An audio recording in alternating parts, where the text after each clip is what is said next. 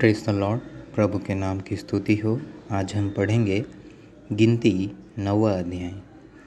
इज़राइलियों के मिस्र देश से निकलने के दूसरे वर्ष के पहले महीने में यहोवा ने सीनै के जंगल में मूसा से कहा, इज़राइली फसह पर्व को उसके नियत समय पर माना करें, अर्थात इसी महीने के 14वें दिन को गोधूली के समय तुम लोग उसे सब विधियों और नियमों के अनुसार मानना।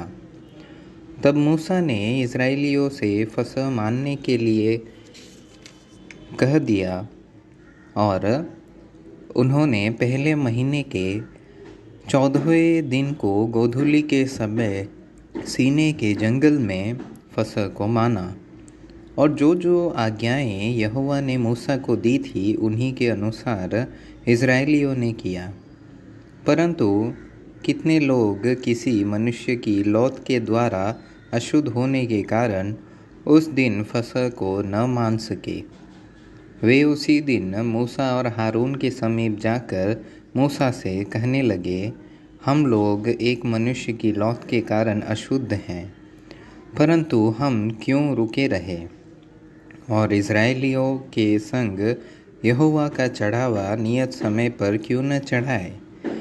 मूसा ने उनसे कहा, ठहरे रहो, मैं सुन लूँ कि यहोवा तुम्हारे विषय में क्या आज्ञा देता है। यहोवा ने मूसा से कहा, इज़राइलियों से कह कि चाहे तुम लोग चाहे तुम्हारे वंश में से कोई भी किसी लौत के कारण अशुद्ध हो व दूर की यात्रा पर हो, तो भी वह यहोवा के लिए फसह को माने। वे उसे दूसरे महीने के 14वें दिन को गोधूली के समय माने और फसह के बलिपशु के मांस को अख़मीरी रोटी और कड़ुए साग पात के साथ खाए और उसमें से कुछ भी बिहान तक न रख छोड़े और न उसकी कोई हड्डी तोड़े। वे उस पर्व को फसह की सारी विधियों के अनुसार माने। परंतु जो मनुष्य अशुद्ध हो और यात्रा पर न हो परंतु फसह के पर्व को न माने, वह प्राणी अपने लोगों में से नाश किया जाए। उस मनुष्य को यहोवा का चढ़ावा नियत समय पर न ले आने के कारण अपने पाप का बोझ उठाना पड़ेगा। और यदि कोई परदेशी तुम्हारे बीच रहकर चाहे कि यहोवा के लिए फसह माने, तो वह उसी विधि के और नियम के अनुसार उसको माने। देशी और परदेशी दोनों के लिए तुम्हारी एक ही विधि हो। जिस दिन निवास, जो साक्षी का तंबू भी कहलाता है, खड़ा किया गया, उस दिन बादल उस पर छा गया और संध्या को वह निवास पर आग सा दिखाई दिया और भोर तक दिखाई देता रहा। और नित्य ऐसा ही हुआ करता था, अर्थात दिन को बादल छाया रहता और रात को आग दिखाई देती थी। और जब जब वह बादल तंबू पर से उठ जाता, तब इज़राइली प्रस्थान करते थे।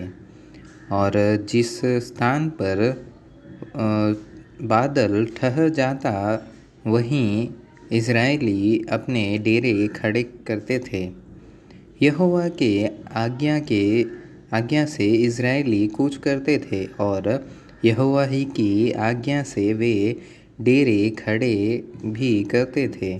और जितने दिन तक वह बादल निवास पर ठहरा रहता, उतने दिन तक वे डेरे डाले रहते थे।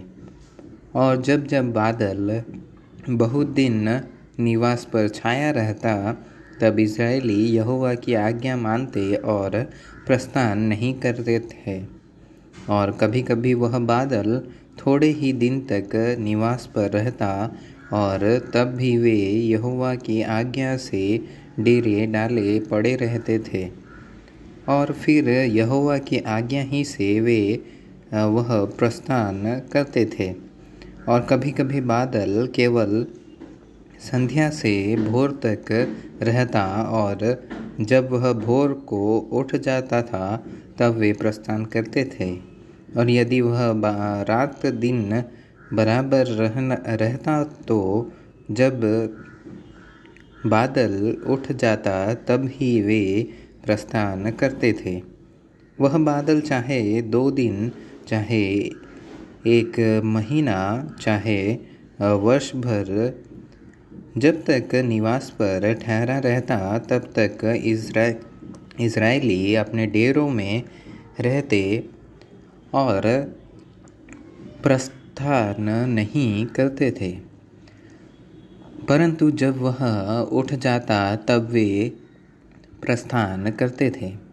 यहोवा की आज्ञा से वे अपने डेरे खड़े करते और यहोवा ही की आज्ञा से वे प्रस्थान करते थे। जो आज्ञा यहोवा मूसा के द्वारा देता था उसको वे माना करते थे।